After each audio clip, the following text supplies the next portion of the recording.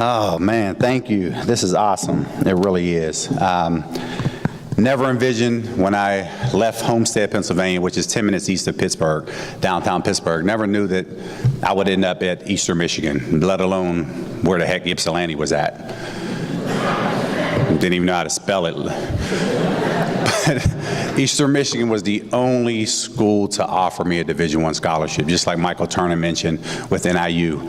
And all you need is that one opportunity. And getting to Eastern Michigan, it didn't go well when I first got there. I sat. It took me a while to play. Finally had the opportunity to play. I thought things were going to really turn its course. Ended up having a coaching change. A new coach comes in, and I'm like, here it is again. I have to do it all over again, prove myself. And I remember the coach just saying, you want to stick with it. You know, good things that happen. You're going to be my guy. And lo and behold, things kind of worked out. But when I look at everything kind of transpiring when I watched that video, it almost didn't happen. Because I remember in 1996, and I was sitting home, and the telephone rings, and my mom answers the phone. I mean, my mother calls, so I answer the phone, and I'm like, hello? And my mother's saying, you need to come home. And I'm like, what do you mean I need to come home? Tell me what I'm coming home for. And back then, you didn't have cell phones like you do today, right? You had these little things called a beeper. Some of the students are like, a beeper? What the heck is a beeper? So I literally, and I'm calling, I'm like, Mom, tell me why I'm coming home. And she's like, I just need you to come home. So I'm packing a bag full of nothing. And I said, Mom, before I get on this road, please tell me why I'm coming home. And with the deepest swallow that I've ever heard in my life, she said, Charlie, your sister's been shot and killed. I'm like, what? So I immediately pick up the phone. I call Coach Dan Henson, who was our offensive coordinator at the time, quarterback coach, and he comes to my apartment and he's like, Charlie, go home. Go do what you have to do. So I get home, and of course, as I'm riding home, and I stay home over the course of time, we bury my sister, and I remember picking up that telephone and said, Coach, I'm not coming back. He said, what? And he said, Charlie, I understand you're going through a troubled time. And he said, please think rational about this decision. And he said, if you choose to make the decision to not come back to school, I'll respect it. And at that time, I'm thinking to myself, I don't know what I want to do. But let alone if I wasn't open enough to hearing his thoughts about what I should do, I wouldn't be standing up in front of you today.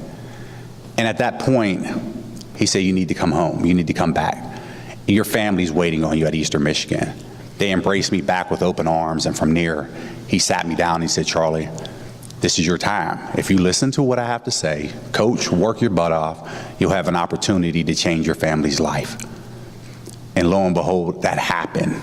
And he said, better yet, people around the country will know who Charlie Batch is. And I'm thinking to myself, well, the internet's not what it is today. We're not on national TV. How will people know that? And within 5 games of that next season, we started having recruits coming in. When I say recruits, I mean scouts from the National Football League. And they're coming in, and he just looked at me and winked and said, I told you, this is it. This is your time. And everything kind of transpired. I started my foundation, and that was the base of my foundation back then. And literally now we serve over 3,800 kids annually over the last 19 years. And that started because of the loss of my sister. But if it wasn't for me opening and listening, being able to listen by Coach Dan Henson, who's here today, thank you. Stand up, please. This is my guy. I've known him 23 years.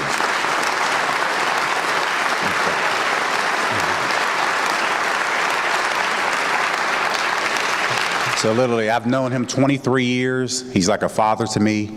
He wouldn't miss this moment for anything. So I appreciate that because it wouldn't happen. But I want to thank Eastern Michigan. I just thanked them there. But it's amazing because I'll tell you the story. I was doing some work at the NFL Scouting Combine this February. And I remember getting a text. And Dan texts me and he says, Charlie, we have some great news. He's like, just stay on the phone. Let me know. So I'm caught in this nor'easter out in Philadelphia. Last flight canceled, so I'm trying to figure out how I'm getting home. Philadelphia to Pittsburgh is a 30-minute flight. Now I have to jump on a train. 12-hour train ride from Philadelphia to Pittsburgh. So Dan and Scott, they're on the phone and like, Charlie, great news. You're inducted to the Mid-American Conference Hall of Fame. And they're like, hello, did I lose you? And I said, no, I'm on a quiet car in the train. I can't yell. Now, I've never been on a train before. I didn't know you couldn't yell on this quiet train on the train. I've never rode one before. So it was hilarious to me. It was funny, but I thank you for being here, Scott, Dan, Coach Creighton. Thank you for representing the university and really believing in me as we're pushing this thing forward. But it's a great opportunity here. Love following the Mid-American Conference, and it's always amazing because we have a ritual in Pittsburgh on Saturdays. Everybody trying to figure out who's playing who. So you hear the conversation. Stanford's playing Oregon. You have, Michigan's playing somebody else. And I look and I reach and I would elbow Ben Roethlisberger and I say, "Hey, who's Miami have this week?" And he look at me and say, "Hey, yeah, we have them." And I go downstairs and I say, "Antonio Brown, who's Central had this week?" And he's kind of looking. Now, you'll see this common theme because Pittsburgh loves Mid-American Conference guys.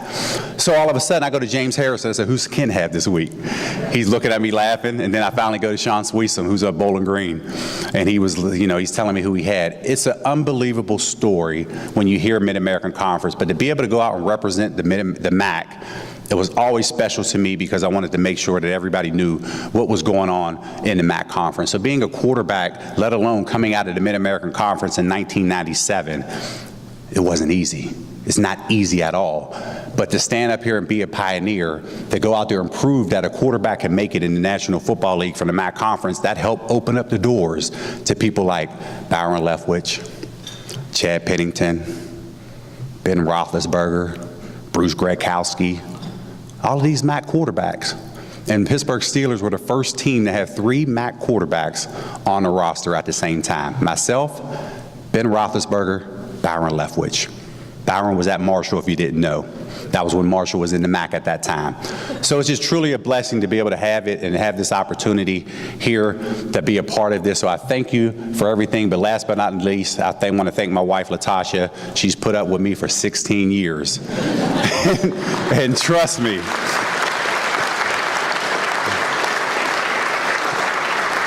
playing and transitioning away from the NFL, it's not easy. Yes, it's a great game, but my wife always challenges me, and she says, "You want to know what? You're going to do something with your life." And I'm like, "Huh?"